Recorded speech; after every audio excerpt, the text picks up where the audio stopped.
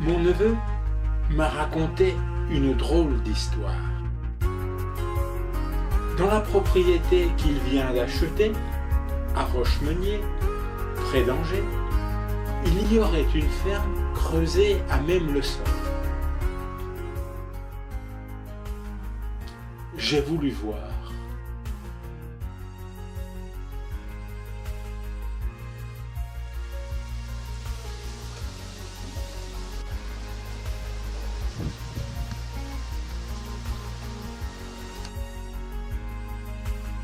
Du XIIIe, XIVe siècle. Les agriculteurs à l'époque creusaient en fait le sol pour récupérer la pierre, le calcaire, qui était vendu après, et la chaux du coup permettait d'amender ces sols et de les rendre cultivables.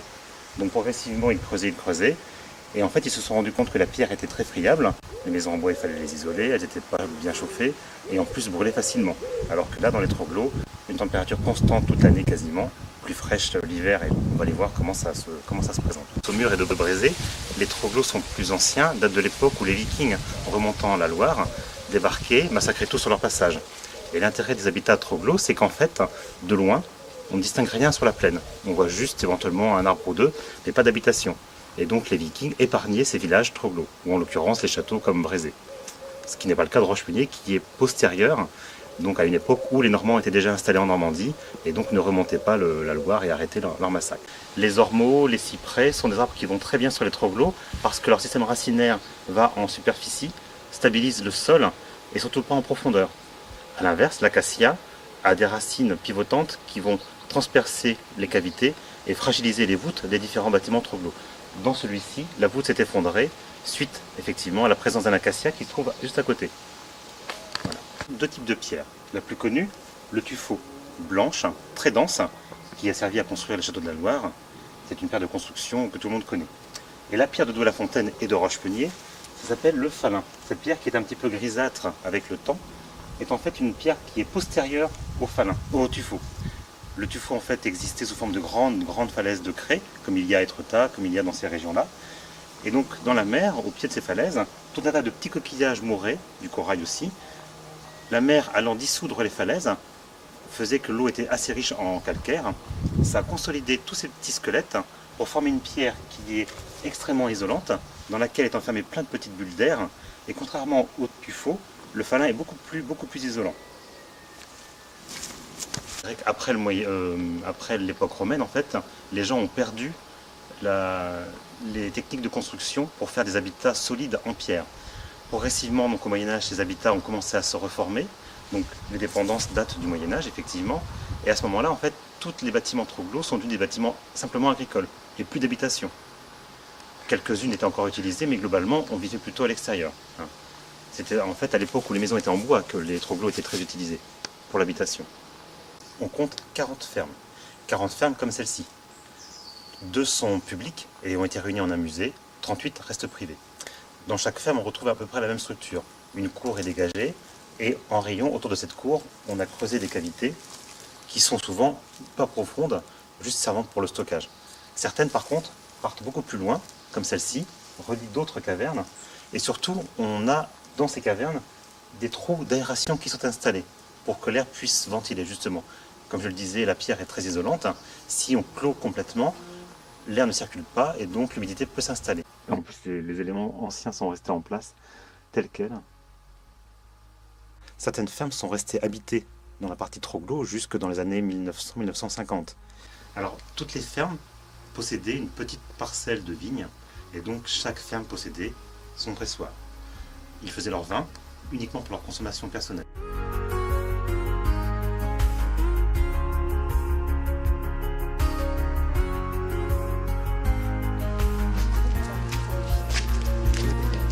En visite au musée de Rochemeunier, tout proche.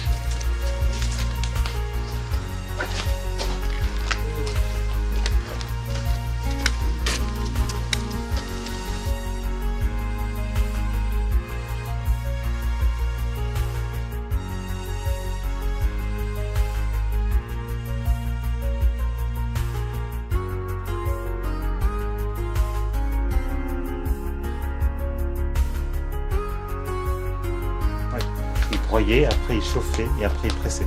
Ah oui, d'accord. Je vais faire en fait. On chauffe toujours en fait les noix pour extraire plus d'huile.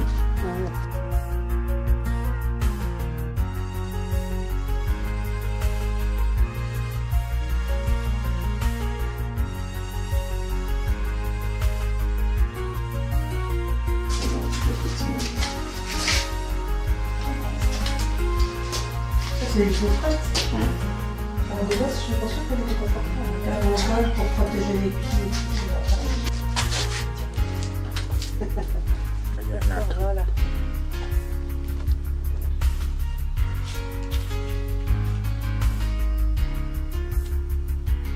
Une chambre. Oui, c'est bizarre. Les fours à pain, ce qui est bizarre, c'est qu'il n'y a pas de cheminée en fait. Voilà. 14, parce que c'est 14, je sais pas rien. Puis de lumière pour éclairage et ventilation. Troglo ou pas, les conditions de vie étaient rudes et le confort très sommaire pour tout le monde à cette époque.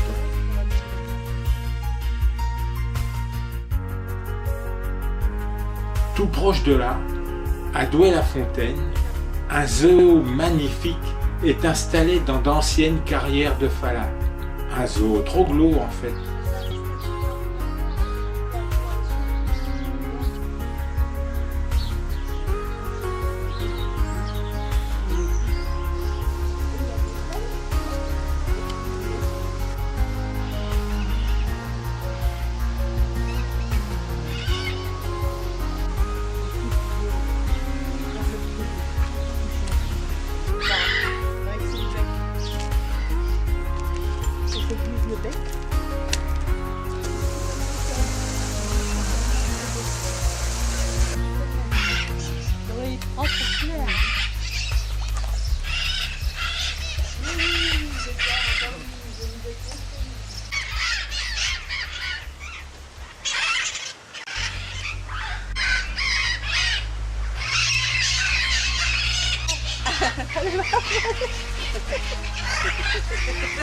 Ouais, t'as vu, il est mort ta montre. Ouais, il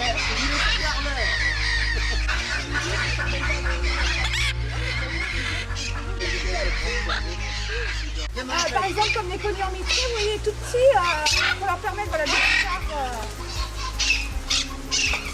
Hop, comme ça, tout il y en a qui se cassent leur main tout seul. Alors, Amazon, je suis obligée de nourrir à la main. Ouais. Ah ouais. En fait, elle n'arrive pas à trouver sa place pour manger, elle n'arrive pas à se faire respecter, on va dire. Et donc, du coup, c'est les autres qui profitent de manger. Très très beau lorsqu'il est en vol. Vous verrez là, son dos turquoise, il est magnifique. Donc là, il faut venir plusieurs fois par jour. Vous en avez qui ne viennent pas, par exemple à 11h, ils vont venir à 14h. Ah, voilà la jalousie. Il faut les deux. Attends, papier, il faut regarder. Ouais, non,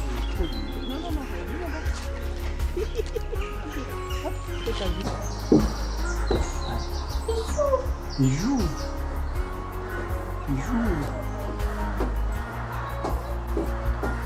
Est-ce le fait de ne pas les voir à travers les barreaux?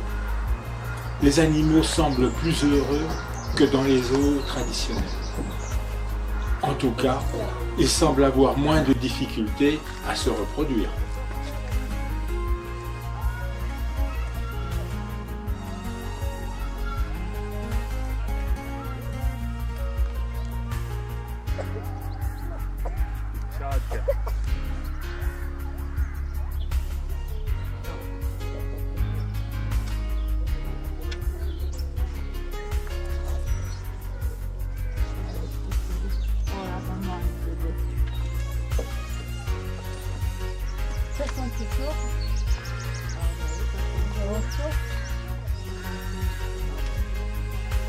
C'est bien la première fois que je baisse la tête pour regarder une girafe.